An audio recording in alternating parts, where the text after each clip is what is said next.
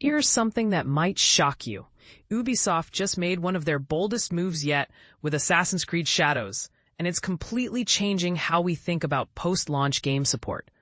When Assassin's Creed Shadows made its debut this past May, the reception from both gaming enthusiasts and professional reviewers was overwhelmingly positive. However, what's happening now represents something far more significant than just another successful game launch. Following Ubisoft's established pattern of continuous post-release enhancement, Shadows has been receiving regular content updates and improvements. But here's where it gets controversial.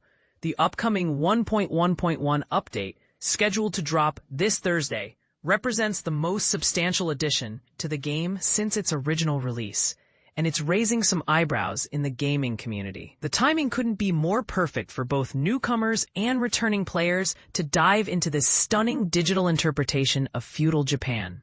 And this is the part most people miss. Ubisoft's decision-making process behind this update reveals a fascinating shift in how major publishers are approaching downloadable content distribution. On September 10th, Ubisoft unveiled the comprehensive patch documentation for the massive 1.1.1 update, which will simultaneously launch across all gaming platforms. The centerpiece of this enormous update revolves around integrating support for the game's inaugural major downloadable expansion, titled Claws of Awaji.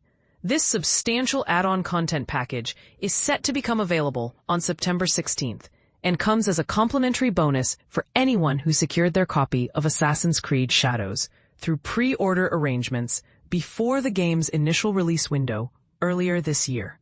Additionally, the expansion will be offered as a standalone purchase option. The forthcoming expansion introduces an entirely fresh geographical region to Shadow's already expansive virtual world, accompanied by approximately 10 hours of additional narrative content, quest objectives, and engaging activities for players to discover. But here's where the controversy begins to unfold, and where Ubisoft's strategy becomes genuinely intriguing. Claws of Awaji, originally planned to introduce an exclusive new weapon category specifically designed for Niobe, one half of the game's dual protagonist system, a swift and devastating bow staff that promises to revolutionize combat encounters. However, in a surprising reversal of their initial monetization strategy, Ubisoft announced on Wednesday that this weapon would no longer remain locked behind the paywall of downloadable content. Instead, every single player will gain access to this bow staff through completing a brand new complimentary quest that's being incorporated into the 1.1.1 update. Ubisoft's explanation for this dramatic policy change was refreshingly candid. Originally developed exclusively for the Claws of Awaji expansion, we thought this weapon was way too cool not to share with everyone, for free. You get a bow, and you at the back. Everyone gets a bow, coming September 16th. This decision represents a fascinating departure from typical industry practices regarding premium content distribution. Simultaneously, the 1.1.1 update delivers an impressive array of complementary enhancements that become accessible on September 11th. Most notably, Ubisoft is implementing another expansion to the character progression ceiling, now permitting players to advance their characters all the way to level 100, which opens up significantly more powerful character development possibilities. Your personal in-game sanctuary is also receiving substantial functionality improvements and enhancement options. Regarding these hideout modifications, Ubisoft provided detailed information. With the new update, each unique building now includes 2 additional upgrade levels, bringing a total of 20 new enhancements, alongside 3 new hideout levels. These upgrades introduce valuable bonuses that accelerate hideout growth, improve crafting capability by making gold more accessible, and directly enhance Naoe, Yasuke, and their allies, making them more effective in both combat and exploration. Assassin's Creed Shadows is additionally introducing 2 unprecedented equipment tiers, Mythic and Artifact classifications. According to Ubisoft's communications, advancing weapons and armor to these elevated levels will require considerable time investment and strategic planning. Positioning these options primarily for players engaging with New Game Plus mode, who require additional assistance when confronting the significantly more challenging enemy encounters. Beyond these major additions, the update addresses numerous technical improvements.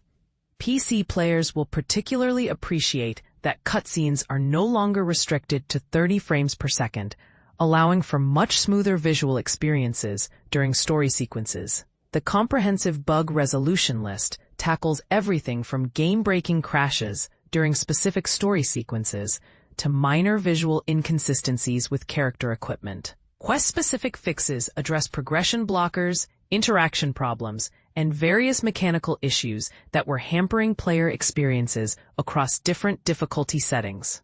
Some of the most significant technical corrections include resolving problems where players became trapped by invisible barriers during critical story moments, fixing issues with certain abilities not functioning as designed, and addressing visual glitches affecting character appearances and equipment displays. The platform-specific improvements ensure that keyboard and mouse users on PC no longer experience problems with heavy attack combinations, while console players benefit from improved synchronization and performance optimizations. But here's what makes this entire situation genuinely thought-provoking. Ubisoft's decision to freely distribute premium content challenges the conventional wisdom about post-launch monetization strategies. In an industry where downloadable content typically represents crucial revenue streams, giving away substantial gameplay elements for free seems almost counterintuitive. This raises some fascinating questions about the future of game development and publisher priorities. Are we witnessing a genuine shift toward more consumer-friendly practices? Or is this simply a calculated marketing strategy designed to generate goodwill and extend the game's active player base? Does this approach actually benefit long-term profitability, or does it set a precedent that could fundamentally alter industry expectations? What do you think about Ubisoft's controversial decision to make premium content freely available? Is this the kind of post-launch support we should expect from major publishers? Or are there hidden drawbacks to this approach that we're not considering? Share your thoughts. Do you believe this represents genuine player advocacy? Or is there a more complex business strategy at work here that we should be questioning?